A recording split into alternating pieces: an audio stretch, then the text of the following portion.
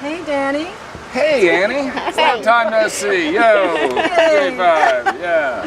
So what prompted you to accept the challenge when I called you about a year ago? International election.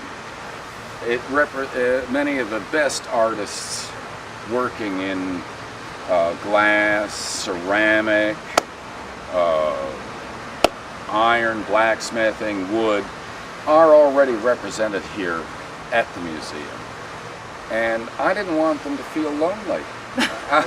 In our initial discussion where we were talking about its position and the site which I was offered, which is the entrance or threshold to the museum, even determined the title.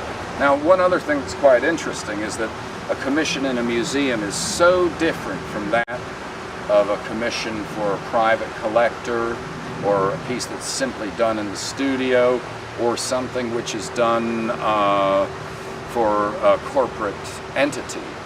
And here at the museum, any work, and it's quite unusual for a museum to commission specific works, architectural works. It's quite risky. Yeah.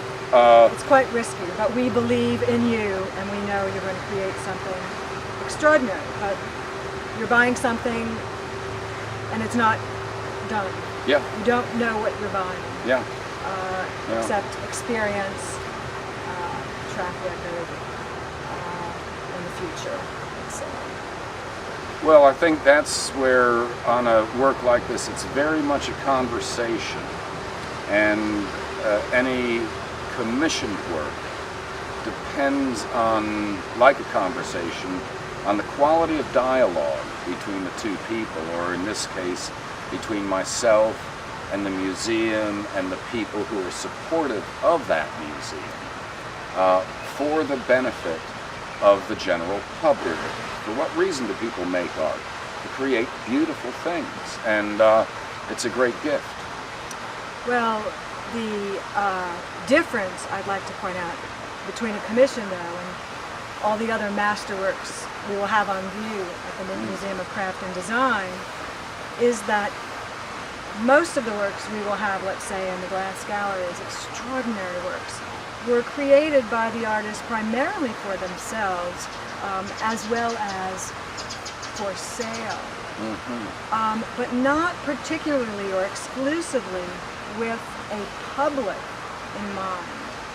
Yes. You have an extraordinary challenge to create a conversation, not just between yourself and a collector, but between a public that's diverse, a public that's local, national, and international. How does that affect your design? Well, it has a strong effect on its development. I've tried to address that issue, even in the name of the piece, which will be titled Threshold. Threshold, I'm on the threshold of the art of the Craft and Design Museum, but it's also on the threshold of an experience. Now, the sculpture is an unusual one, and that is composed of layers of glass.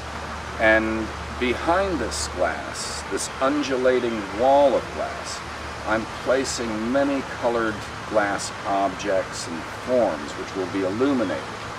So, and you can only see this really in video or in the flesh, and that's the point. This is not a piece that's just a photograph in a magazine. This is something for people to experience. And you've got young and old alike.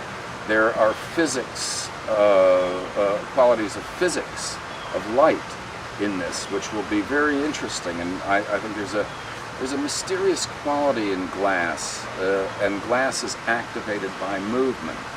So I hope to take people's breath away as they enter the museum with this light and color. Well, I have no doubt that you will. Out of all of the talented artists working world, is this particular approach that you have to glass that engages people using not just the aesthetics and the inherent mystery of glass, but also some of the science. which will appeal, I think, particularly to families. Whereas the work of art itself is going to draw specialists and collectors to Charlotte in great quantity.